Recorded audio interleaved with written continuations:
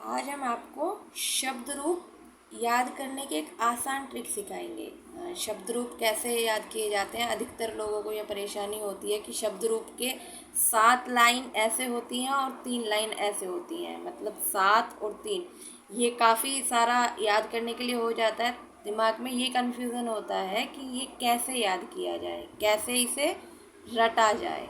तो मैं आपको एक आसान ट्रिक बताऊंगी, उससे आप इसको समझ भी सकते हैं और हमेशा दिमाग में रहेगा भी कि हाँ, शब्द रूप ऐसे लिखे जाते हैं या ये चीज़ इस नंबर पे आती है। देखिए, सबसे पहले विभक्ति होती है। तो विभक्ति में प्रथमा, द्वितीय, तृतीय, चतुर्थी, पंचमी, षष्ठी, सप्तमी और संबोधन ये होता है। दूसरा वचन होते हैं। वचन धातु रूप की तरह 3 ही होते हैं, एक वचन, द्विवचन और बहुवचन। ठीक है, अब हम देखेंगे सबसे पहले आप बालक। यदि अगर आपको पेपर में भी लिखने के लिए आता है तो बालक तो आपको लिख के दिया जाएगा। जिस शब्द का रूप बताना है आपको, वो शब्द आपको लिख के दिया जाएगा। तो आप पहले वही शब्द पूरे जितने भी जगह आपकी ब्लैंक है उसमें फिल कर लीजिए। ठीक है, जैसे हमने सब्जी जगह भी बालक लिख दिया है। उसके बाद आप एक वर्ड याद कीजिए जो है पहली लाइन कंप्लीट करने के लिए, मतलब प्रथम विभक्ति का एक वचन। सभी जितने भी इसके विभक्ति हैं, 1 2 3 4 5 6 7 जितनी भी कंप्लीट करनी है, उस एक पूरी लाइन को कंप्लीट करने के लिए आप एक शब्द याद कीजिए। देखिए शब्द क्या है, हमें ना यत्यस्य। हमें ना यतस्य, ये कई बार आप याद कीजिए। तो अगर आप इसे अच्छे से याद कर लेंगे तो आप इस विभक्ति को पूरी तरह सोल्व कर सकते हैं, पूरी तरह लिख सकते हैं। आपको रटने की ज़रूरत नहीं पड़ेगी, सिर्फ आप एक ये शब्द याद कीजिए। देखिए अब इसे बनाते कैसे हैं इस शब्द से। जैसे कि सबसे पहले हमें दिया गया है, तो है मैंने आपको पहले भी बताया है कि है को हम विसर्ग से भी बता सकते हैं। तो अगर हमें यहाँ है दिया है तो आपके दिमाग में खुद आ जाएगा, अगर आपको ये शब्द याद है, कि पहले वचन में विभक्ति के प्रथमा में हमें बालक के आगे विसर्ग लगाना है। तो ये क्या पढ़ा जाएगा, बालक है। ठीक है, ये आपका एक वचन पूरा हो गया प्रथमा का। दूसरा आ जाइए, द्वितीय पर क्या लिखना है। अब देखिए इस शब्द के अनुसार द्वितीय में क्या दिया है, माँ दिया है। यहाँ पे आपके पास पहले आपने विसर्ग लगाया था तो बालक हो गया था। ठीक है, अब माँ दिया है तो माँ ए नहीं लेंगे, सिर्फ अक्षर लेंगे, माँ, बालकम। ठीक है, उसके बाद तीसरी लाइन में आइए। तृतीय विभक्ति में बालक का क्या बनाना है। अब आगे क्या वर्ड बचा है, हाँ हमने लिख लिया है प्रथम में, माँ हमने द्वितीय में ले लिया है। अब तृतीय में है ए और ना। ए और ना मतलब आपको तृतीया में ए की मात्रा कै पे चढ़ानी है और ना। ठीक है, ये हो गया बालकेन। ठीक है, अब हम इतना कंप्लीट कर चुके हैं, इससे इतना कंप्लीट कर चुके हैं। अब इससे हमें कोई लेना देना नहीं है।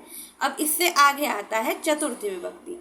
ठीक है, चतुर्थी विभक्ति को आप कैसे लिखेंगे, जैसे आ है तो बालक, बालक आ और या, आ और या, बालकाय। ठीक है, तो हमारी चतुर्थी विभक्ति भी कंप्लीट हो चुका है, एक वचन। अब आई पंचमी विभक्ति। तो पंचमी विभक्ति में अब हमारा आगे क्या बचा है, आधा त। आधा त बचा है। तो ये आपको पहले भी बताया है कि अगर हम संस्कृत में किसी वर्ड को आधा लिखना चाह रहे हैं, अब ये इस अक्षर का लास्ट अक्षर है, तो हम लास्ट में आधा अक्षर तो कोई भी बना नहीं सकते हैं, तो आधा तय हम इसमें लिख नहीं सकते हैं। तो हम पूरा तय बना के, जैसे या है, इसमें बालका, बालका दिया है तो आ और या ये हम पूरा कर चुके हैं। उसके बाद ता, तो आ हमें दिया है तो बालका, देखिए बालकात। ठीक है, बाल। अब 1 2 3 4 5 हमारी पंचमी विभक्ति कंप्लीट हो चुकी। ठीक है, उसके बाद हम लिखेंगे षष्ठी विभक्ति। तो षष्ठी विभक्ति को आप कैसे लिखेंगे, जैसे बालक है, अब हमारा इतना पूरा हो गया, या और ता हम ये कंप्लीट कर चुके हैं, हम उसमें यूज़ कर चुके हैं ये दोनों चीज़ें। अब हमारा बचा सा, या और ए। तो अब पहले हम, ये हमारा हो चुका, अब सा, या और ए ये 3 अक्षर बचे हैं। तो दूसरे जो षष्ठी विभक्ति है उसमें हम यूज करेंगे सा और य, बालकस्य। ठीक है, अब ये षष्ठी विभक्ति हो गई। अब हमारा इतना पोर्शन यूज कर लिया हमने, अब हमारा बचा सिर्फ ए, तो बालके। ठीक है, अब देखिए इस तरह से हमारा ये फर्स्ट पोर्शन कंप्लीट हो चुका, पूरी लाइन कंप्लीट हो चुकी। सिर्फ एक ये शब्द याद करने से, बालका, बालकम, बालकेन, बालकाय, बालकात, बालकस्य, बालके। ठीक है, अब आई संबोधन कि संबोधन हम कैसे करें। तो संबोधन बहुत आसान होता है, जो आप प्रथम विभक्ति में लिखते हैं, जितने भी एक वचन, द्विवचन, बहुवचन, जितने भी हम प्रथम विभक्ति में लिखते हैं वही संबोधन में आता है, सिर्फ हम उसमें हे लगा देते हैं। जैसे अब इसमें बालके, देखिए इसमें जैसे बालके, बालके लिखा बताया है, तो हमारे पास बालक है, एक वर्ड है, तो हम हे बालक। ठीक है, उसका विसर्ग हटा देंगे, सिर्फ हे बालक ये हमारा रह जाएगा। ठीक है, अब अगला आइए, अब अगला देखते हैं द्वितीय वचन। जितना आसान ये आपको लगा है उससे ज़्यादा आसान दूसरा आपको लगेगा। देखिए बताती हूँ मैं कैसे।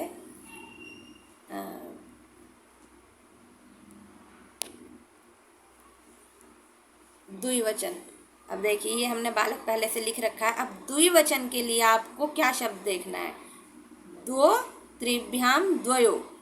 ठीक है, ये सिर्फ ये शब्द याद करना। अब द्व का मतलब क्या होता है, संस्कृत में हमेशा ध्यान रखो, ये जो द्व होता है उसका मतलब होता है दो। ठीक है, तो अगर आपको ये कहीं लिखा मिलता है तो मतलब दो, कोई भी चीज़ अगर इस तरह लिखा हुआ मिलता है तो उसका मतलब दो पढ़ा जाता है, हमेशा दो होता है उसका मतलब। ठीक है, तो अब आप देखो जैसे बालक है, ठीक है, और दो से हमारा क्या मतलब आता है इसमें, देखिए दो का मतलब है द्विवचन, बालक। अब हमें बालक का बनाना है तो ओ देखो ओ, दो तो हमें बता दिया है कि ये दो बार वर्ड आना है, दो का मतलब है हमें कि दो बार अक्षर आना है जो हम आगे लिखने वाले हैं, ये हमेशा ध्यान में रखो। तो एक डंडा है और ओ है, तो बालको।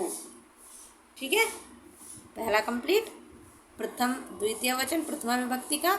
अब तृतीय वचन, आगे क्या बचा है, अब हमारा ओ हो गया, इसने दो कहा है तो मतलब ये ही वर्ड हमें दो बार करना है, तो द्वितीय वचन में भी, द्वितीय में भी, विभक्ति में भी यही वचन आएगा द्विवचन में। ठीक है, फिर आता है तीसरा। अब तीसरा देखिए, त्रि, जैसे दो का मतलब दो होता है ऐसे त्रि का मतलब तीन होता है। देखिए जैसे दो का मतलब हमने दो लिखा है, ऐसे त्रि का मतलब तीन होता है। ठीक है, ये हमेशा ध्यान रखिए। तो जैसे त्रि अब यहाँ पे लिखा हुआ है तो हमें बताया गया है कि जो हम आगे अक्षर लिखेंगे वो तीन बार आएगा, त्रि का मतलब तीन बार, तो भ्याम। ठीक है, इसमें अक्षर आया भ्याम, तो अब बाल का भ्याम, तो आपको भ्याम लिखना है, तो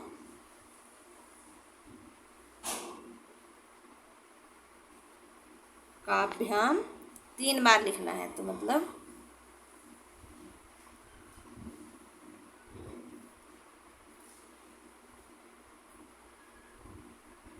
काभ्याम हो गया। अब हमारी ये पांच विभक्ति इसमें पूरी हो चुकी द्विवचन की। ठीक है, इतने शब्द से, दो, त्रिभ्याम, इतने से हमारी पांच विभक्ति पूरी हो चुकी है। अब आया छठी विभक्ति की बारी। ठीक है, तो अब छठी विभक्ति में देखिए आगे क्या लिखा है। अब इसमें दोबारा दो आया है, तो दो का मतलब फिर वही है जो हमने पहले आपको बताया था कि जो एक शब्द दिया हुआ है वो हमें दो बार लिखना है। तो य और ओ और पीछे विसर्ग, ये शब्द है तो हम बालक में यही शब्द लिख देंगे।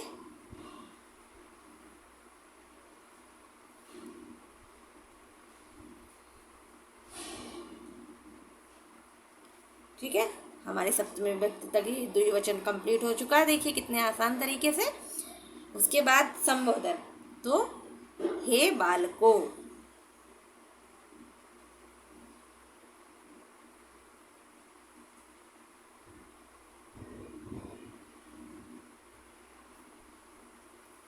ठीक है, अब संबोधन हो गया हमारा। अब आ गया तीसरा वचन, बहुवचन, प्रथमा मतलब विभक्ति के बहुवचन। जो तीसरी लाइन है वो कैसे कंप्लीट करें। तीसरी लाइन के लिए भी शब्द देखिए, आ नो द्वेभ्य आनम हेशु, आ नो द्वेभ्य आनम हेशु, ये याद करना है। ठीक है, तो इसमें आप कैसे याद करेंगे इसे, देखिए आ मतलब आ का मतलब है जो आ अक्षर है, जो हमें आ अक्षर दिया है वो आ वो यहाँ पे आपको लिखना है। जैसे पहला आपको बताया गया है आ, तो आ यहाँ पे आएगा और विसर्ग इसके आगे आएगा। देखिए बालका, आ हमारा आ गया। उसके बाद बाल का नाम, अब दूसरा आ नो। ठीक है, तो दोबारा आ आना है तो हम दोबारा आ का डंडा खींच देंगे। फिर न बालकान, ये हुआ पूरा आ और ना, ये अब हमारा इतना कंप्लीट हो गया। अब बचा ओ। ठीक है, तो ओ, ना के आगे एक डंडा है उसके ऊपर ओ है। ठीक है, तो हम इसमें विसर्ग लगाएंगे। तो जैसे बाल के, ए की मात्रा है, बाल के। ठीक है, उसके बाद द्वेभ्य, फिर द्वे आया। द्वे का मतलब दो, हमने पहले भी पढ़ा है कि द्वे का मतलब दो होता है। तो अब हम इसे कैसे लिखेंगे, द्वे के ऊपर ए की मात्रा है तो ए की मात्रा प्लस भ्य, ए की मात्रा उसमें प्लस भ्य करना है। तो लिखिए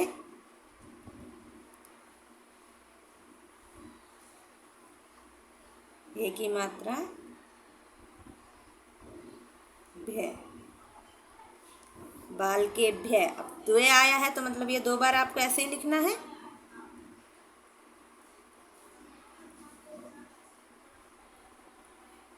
हो गया।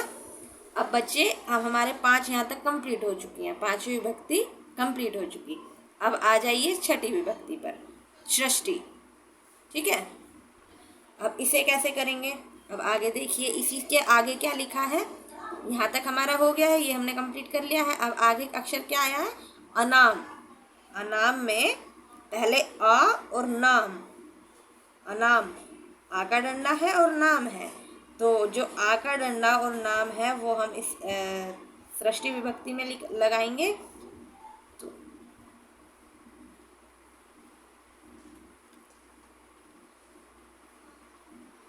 नाम, बाल का नाम, ये षष्ठी विभक्ति कंप्लीट हो गई। उसके बाद सप्तमी हेशु, सप्तमी में जो लगाना है आपको, सप्तमी में जो अक्षर बनाना है वो हेशु। तो बालकेशु, ए की मात्रा है,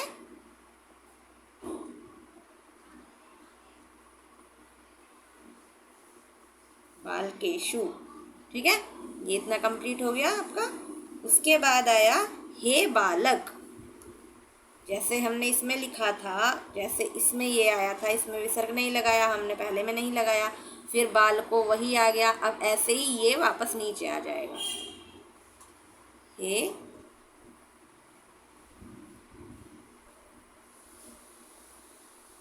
बालक है। ठीक है, उम्मीद करती हूँ आपको ये शब्द रूप याद करने की आसान ट्रिक अच्छे से समझ में आई होगी। और इस तरीके से आप कोई भी शब्द रूप हो, आप उस, जरूरी नहीं है वो बालक का ही हो, राम का हो, पिता का हो, गंगा का हो, पुस्तक का हो, किसी का भी शब्द रूप हो, आप उसे देखिए।